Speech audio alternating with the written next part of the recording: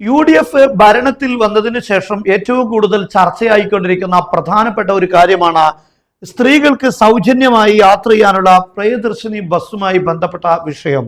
എന്നാൽ സർക്കാർ ഇത് പ്രകടന പത്രികയിൽ നൽകി പെട്ടുപോയതാണോ അതല്ല ഈ ഒരു കാര്യത്തിൽ ഇപ്പോഴും അതേ നിലപാട് തന്നെയാണോ സർക്കാരിന് എന്നത് വളരെ പ്രധാനപ്പെട്ടതാണ്.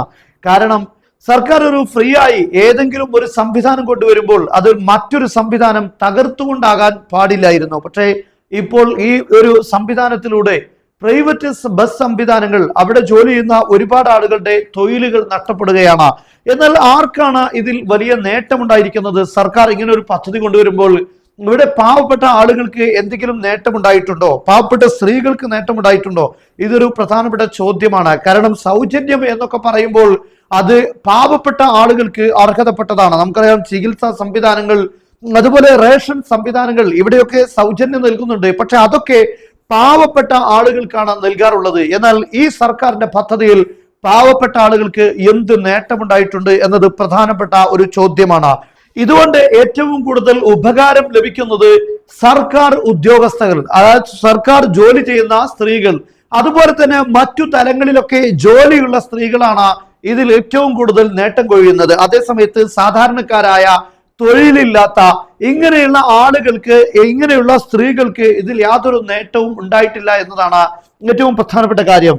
സർക്കാർ ജീവനക്കാരായ സ്ത്രീകൾ ഒരുപക്ഷെ 5000-ഓ 6000 ഒക്കെ ഈ ബസ് സർവീസ് കൊണ്ട് അവർക്ക് വീണ്ടും നേട്ടം ഉണ്ടായിക്കൊണ്ടിരിക്കുകയാണ്. നോക്കൂ നിങ്ങൾ, നമുക്കറിയാം, റേഷൻ വിതരണം ചെയ്യുന്ന സ്ഥലങ്ങളിൽ വെള്ള കാർഡാണ് ഉദ്യോഗസ്ഥർക്ക് നൽകാറുള്ളത്. കാരണം അവർ അതിന്റെ ആനുകൂല്യം പറ്റേണ്ട ആളുകളല്ല എന്നതാണ്. എന്നാൽ ഇവിടെ അങ്ങനെയല്ല സംവിധാനിച്ചിരിക്കുന്നത്. ഈ UDFന്റെ സർക്കാർ കൊണ്ടുവന്ന ഈ പദ്ധതി ഇങ്ങനെയുള്ള കാര്യങ്ങളൊന്നും ചിന്തിക്കാതെ യഥാർത്ഥത്തിൽ സർക്കാർ ജീവനക്കാരായ ആളുകൾ ഇതിന്റെ ഏറ്റവും വലിയ ഗുണഭോക്താക്കളാകുന്നു. അതേസമയം പാവപ്പെട്ട ആളുകൾക്ക് ഇതിൽ യാതൊരു നേട്ടവും ഇല്ലാതെ പോകുന്നു എന്നതാണ് ഇവിടെ നമുക്ക് പറയാനുള്ളത്. സ്ത്രീകളുടെ ആരോഗ്യ മേഖലയിലാണ് സർക്കാർ ഇങ്ങനെ ഒരു ഫ്രീ സംവിധാനം കൊണ്ടുവന്നിരുന്നത് എങ്കിൽ അത് എല്ലാവർക്കും നേട്ടമാണ്. പുരുഷന്മാർക്കും അതുകൊണ്ട് വലിയ നേട്ടമുണ്ട്. കാരണം സ്ത്രീകളെ ചികിത്സിക്കാനുള്ള സംവിധാനം അത് എളുപ്പമാവുകയാണെങ്കിൽ വലിയൊരു നേട്ടമായിരുന്നു.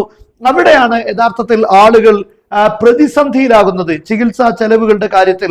അതുപോലെ വിദ്യാർത്ഥികളായ ആളുകൾ, അത് ആൺകുട്ടികളാണെങ്കിലും പെൺകുട്ടികളാണെങ്കിലും അവരുടെ പഠന കാര്യങ്ങൾ, നമുക്കറിയാം, ഇന്ന് ഓരോ സ്കൂളിലേക്കും കുട്ടികളെ പറഞ്ഞേക്കുന്ന ആളുകൾ, അത് 3, 4, 5 കുട്ടികൾ ഒരു വീട്ടിൽ നിന്ന് സ്കൂളിലേക്ക് പോകുമ്പോൾ അവരുടെ ബസ്സിന് വേണ്ടി ഒരു വലിയ സംഖ്യ ചെലവഴിക്കേണ്ടതുണ്ട്. കാരണം ഇതൊക്കെ നിത്യയാത്രയാണ്. എന്നാൽ ഈ കുട്ടികൾക്കൊന്നും ഇതിന്റെ പ്രയോജനം ലഭിക്കാതെ ഉദ്യോഗസ്ഥരായ സർക്കാർ ജീവനക്കാരായ ആളുകൾ നേട്ടം കൊയ്യുമ്പോൾ ഇതിനെക്കുറിച്ച് കൂടുതൽ സർക്കാർ ഒന്നുകൂടെ ചിന്തിക്കേണ്ടതായി വരുന്നുണ്ട് എന്നത് ഒരു വസ്തുതയാണ്. അതോടൊപ്പം തന്നെ മറ്റൊരു പ്രധാനപ്പെട്ട പ്രൈവറ്റ് ബസ് സംവിധാനം തകർത്തുകൊണ്ടാണ് ഇങ്ങനെ ഒരു കാര്യം വരുന്നത് എന്നത് വളരെ പ്രധാനപ്പെട്ടതാണ്. അതുകൊണ്ട് സ്ത്രീകൾക്ക് ആണ് നൽകുന്നത് എങ്കിൽ അവരുടെ ആരോഗ്യ രംഗത്തേക്ക് പ്രൈവറ്റ് സ്ഥാപനങ്ങളാണെങ്കിൽ പോലും അവരുടെ ചികിത്സാ സംവിധാനങ്ങൾക്ക് ഒരു മെച്ചപ്പെട്ട രീതിയിലുള്ള ഒരു സംവിധാനം സർക്കാർ വളരെ പെട്ടെന്ന് കൊണ്ടുവരികയാണെങ്കിൽ അത് പാവപ്പെട്ട ആളുകൾ, രോഗികളായ സ്ത്രീകൾ, അവർക്ക് അതിന്റെ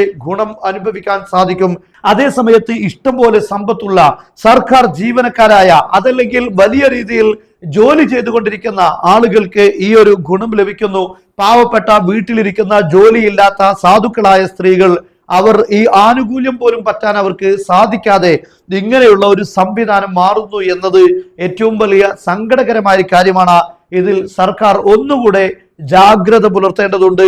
അതല്ലെങ്കിൽ ഇതിനെക്കുറിച്ച് കൂടുതൽ ഇനിയും ചിന്തിക്കേണ്ടതായി വരുന്നു എന്നാണ് നമുക്ക് പറയാനുള്ളത്.